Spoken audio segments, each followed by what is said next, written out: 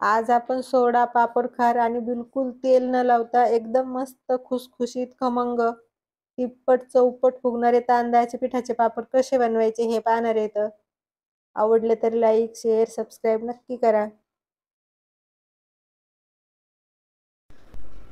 पापड बनवण्यासाठी इथं मी 2 कप तांदळाचं पीठ घेतलेलं आहे आणि तांदळाचं पीठ बनवण्यासाठी मी अगोदर तांदूळ चांगले धुवून घेतले, दिवसभर फॅनच्या हवेला सुकवून त्यानंतर गिरणीवरून बारीक असं दळून आणलं. तर आपण आता त्याच्यामधलं 2 कप तांदळाचं पीठ काढून घेऊया. तर हे पहा इथं मी 2 कप तांदळाचं पीठ घेतलेलं आहे. थोड्या वेळासाठी बाजूला ठेवूया आणि आपल्याला पीठ उकडून घ्यायचं आहे. त्याच्यासाठी पाणी गरम करायला ठेवणार आहेत लगेच आपण. गॅसवर कढई ठेवायची आणि त्याच्यामध्ये 3 कप पाणी घालायचं आहे आपल्याला. तर हे पहा इथं मी कढईमध्ये 3 कप पाणी ठेवलेलं आहे आणि आता फुल गॅस करून आपल्याला हे पाणी चांगलं गरम करून घ्यायचं आहे. तर पटकन गरम व्हावं पाणी म्हणून मी त्याच्यावर झाकण ठेवलेलं आहे. हे पहा इथं मी पाणी चांगलं गरम करून घेतलेलं आहे.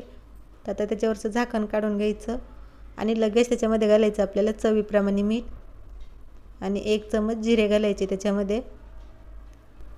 जिरे घातल्यामुळे पापड खायला मस्त खमंग लागतात. मीठ आणि जिरे घातले की लगेच त्याच्यामध्ये घालायचं आपल्याला तांदळाचं पीठ. तांदळाचं पीठ घालायचं आणि लाटण्याने मस्त हाटून घ्यायचं आहे. तर हे पहा मी पाण्यामध्ये सगळं तांदळाचं पीठ घातलेलं आहे आणि आता लाटणं घ्यायचं आणि लाटण्याने आपल्याला हे पीठ हाटून घ्यायचं आहे. हे पीठ हाटून घेण्यासाठी लाटणंच घ्यायचं. चम्मच वगैरे आपण जर घेतला तर त्याने चांगलं मिक्स होत नाही आणि मग त्याच्यात गाठी होतात. त्यामुळे लाटण्याने पीठ हाटून घ्यायचं, बिलकुल त्याच्यामध्ये गाठी होत नाहीत. आणि हे पहा अशा पद्धतीने पीठ हाटवून घ्यायचं. तर मी सगळं पीठ चांगलं हाटवून घेतलेलं आहे.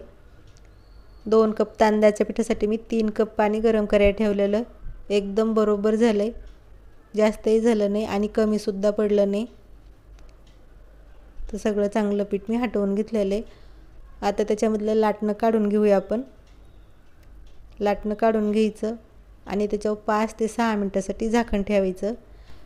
गॅस बारीक करायचा आणि 6 मिनटं त्याच्यावर झाकण ठेवायचं आणि पीठ छान उकडून घ्यायचं आहे.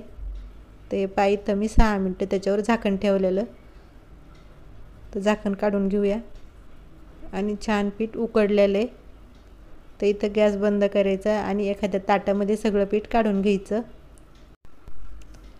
पीठ काढून घेण्यासाठी मी इथं ताट घेतलेलं आहे आणि थोड्याशा मोठ्या ताटामध्येच पीठ काढून घ्यायचं, म्हणजे चांगलं पीठ आपल्याला मळता येतं.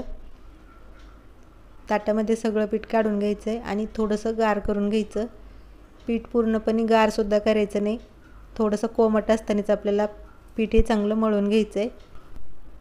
आज आपण हे पापड बनवण्यासाठी न सोडा वापरणार आहेत ना पापड खार. पापड बनवण्यासाठी तेलसुद्धा लावणार नाहीत, तरीसुद्धा एकदम मस्त पापड असे बनवणार आहेत, एकदम खुसखुशीत आणि छान खमंग. तर हे पहा इथं मी पीठ थोडंसं कोमट करून घेतलेलं आहे. थोडंसं कोमट असतानाच पीठ आपल्याला मळून घ्यायचं आहे, पूर्णपणे गार होऊ द्यायचं नाही. थोडंसं पाण्यात हात बुडायचा आणि मस्त मऊ पीठ मळून घ्यायचं.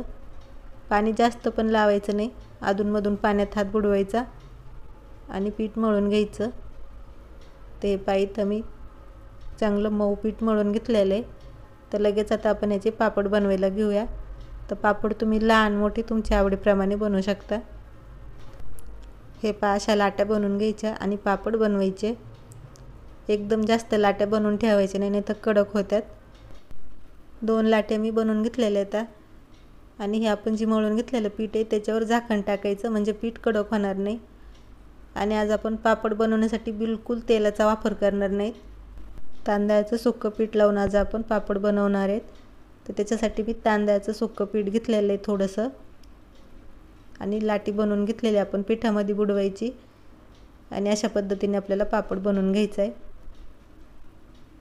तांदळाचं सुक्कं पीठ जास्त पण लावायचं नाही, गरजेप्रमाणे लागण असं लावायचं आणि मस्त पातळ पापड लाटून घ्यायचा. खूप पटापट पापड लाटून होते, बिलकुल जास्त वेळ जात नाही. पीठ आपण चांगलं मऊ मळून घेतलेलं आहे, त्यामुळे पापड पटापट लाटून होतात. आणि हे पहा इथं मी 1 पापड लाटून घेतलेलं आहे आणि मस्त झालेलं आहे. तर राहिलेले पापडसुद्धा आपल्याला सगळे अशा पद्धतीने लाटून घ्यायचे आहेत. आज मी लाटून पापड बनवलेले आहेत. हे पापड तुम्ही प्लेटनी दाबून सुद्धा बनवू शकता. पण जर आपण प्लास्टिकवर प्लेटनी दाबून जर पापड बनवायचं म्हणलं तर त्याला थोडं तरी तेल लावायला लागतं. पीठ लावून जर आपण हा प्लास्टिकवर प्लेटनी पापड दाबून घेतला तर बिलकुल जास्त पसरणार नाही. खूप जास्त पापड जाड राहतो. त्यामुळे जर पीठ लावलं तर पापड आपल्याला लाटूनच घ्यायला लागतो. लाटून घ्यायला पण जास्त वेळ जात नाही, खूप पटापट होते. राहिलेले सगळे पापड अशा पद्धतीने बनवून घ्यायचे आणि एक दिवस फॅनच्या हवेला सुकवून घेतले तरी चालतं. एक दिवस फॅनच्या हवेला सुकवून घ्यायचे आणि दुसऱ्या दिवशी 2-3 तास उन्हात ठेवायचे आणि चांगले कडक पापड वाळून घ्यायचे. पापड चांगले वाळून घेतल्यामुळे पण खूप दिवस टिकतात. तर हे पहा इथं मी सगळे पापड बनवून घेतलेले आहेत आणि एक दिवस फॅनच्या हवेलाच टाकलेले आहेत. हे पापड आता मी एक दिवस फॅनच्या हवेने सुकवून घेणार आणि दुसऱ्या दिवशी 2-3 तास उन्हामध्ये टाकणार आहे. तर एक दिवस मी फॅनच्या हवेने सुकवून घेतले पापड आणि दुसऱ्या दिवशी 2-3 तास उन्हामध्ये चांगले कडक वाळून घेतलेत आणि किती मस्त पापड झालेत पहा. खूप मस्त पांढरे शुभ्र पापड झालेले आहेत आणि चांगले कडक पापड मी वाळून घेतलेले आहेत. तर थोडेसे पापड मी तुम्हाला तळून दाखवते किती छान फुलतात. त्याच्यासाठी मी गॅसवर तेल गरम करायला ठेवलेले. तेल गरम झालं की त्याच्यात पापड सोडायचा आणि हे पहा किती मस्त पापड फुगलेला आहे. आपण ह्याच्यामध्ये पापड खारे वापरलं नाही किंवा सोडाय नाही तरीसुद्धा किती छान पापड फुललेत पहा. खूप मस्त फुललेले आहेत आणि खुसखुशीतसुद्धा झालेले आहेत. तर थोडेसे पापड मी असेच तळून घेते. हे पापड तळायला बिलकुल तेल जळत नाही. हे पापड बनवायची खूप सोपी पद्धत आहे आणि झटपट बनवून तयार होते. वर्षभर टिकते हे पापड. ह्याला आपण लाटताना बिलकुल तेल लावलेलं नाही, त्यामुळे बिलकुल पापड खराब होत नाहीत.